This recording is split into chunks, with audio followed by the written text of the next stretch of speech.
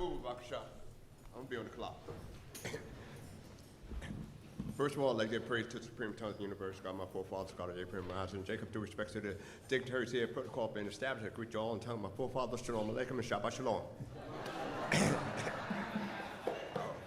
Well, I guess somebody else got some peaceful Shabbat as well.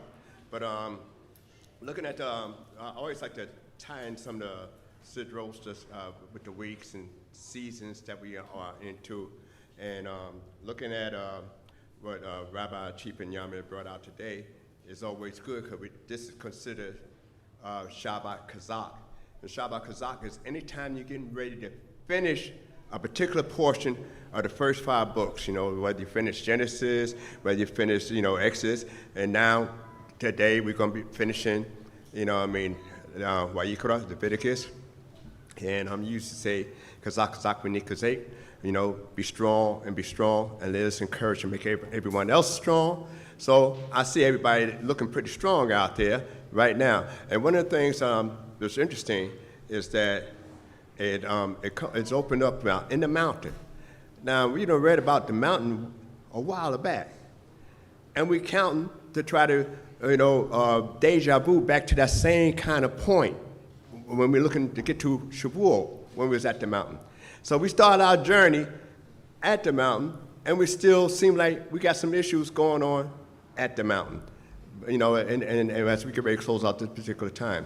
And one of the things that we're talking about, interesting enough, is the land. And then when they talk about the land, that's saying when you come into the land, that you should observe its Shabbats. So now it seemed like Shabbat come after we work. That makes sense, right? I mean, are you with me? I only got a couple minutes now. I gotta make sure.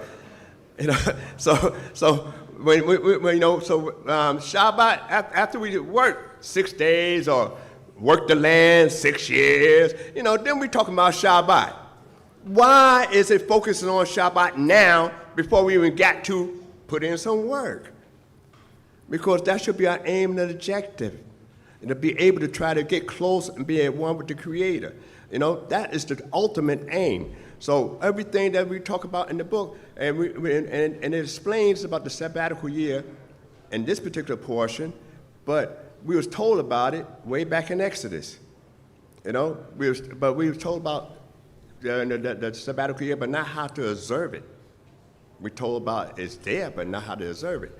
So now what we learn in here is that we got to study Torah on a regular, and then I'm just going to end with this story here because, like I said, time is of essence. People talk to me on the side, but it was a story about a grandfather going to pick up his son at this very elite school that teaches Torah. So a little kid, I guess around 7 years old. So when he went to the school to pick him up, and he said, "Well, Joel, who broke the tablets?" Checking him about Torah. And Joel said, "I didn't do it." And he said, "You don't know who broke the I didn't do it." So he went to the principal and said, and it's an elite school, and said, "Well, what's going on here?" I asked my grandson who broke the tablets, and he come from an affluent family. I said, "I wonder why." He said he don't know who did it. And he said, "I didn't do it." So the principal said, "Well, let me get his teacher right here." And he told the teacher the same thing. The teacher said, and Joel said, I didn't break the tablets." So the teacher said, "Well, I know you have a great grandson. He's very, very honest. So if he said he didn't break the tablets, he didn't break the tablets." So the grandfather was still upset and couldn't believe himself because this is supposed to be a Torah study in school. So the principal didn't want to lose a great philanthropist, one that support the school financially, strongly.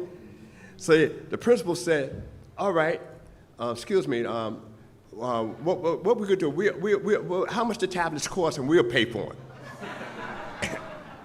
So the moral of the story is that You got to be aware about where you send your kids to school. You can't leave the teaching to the school.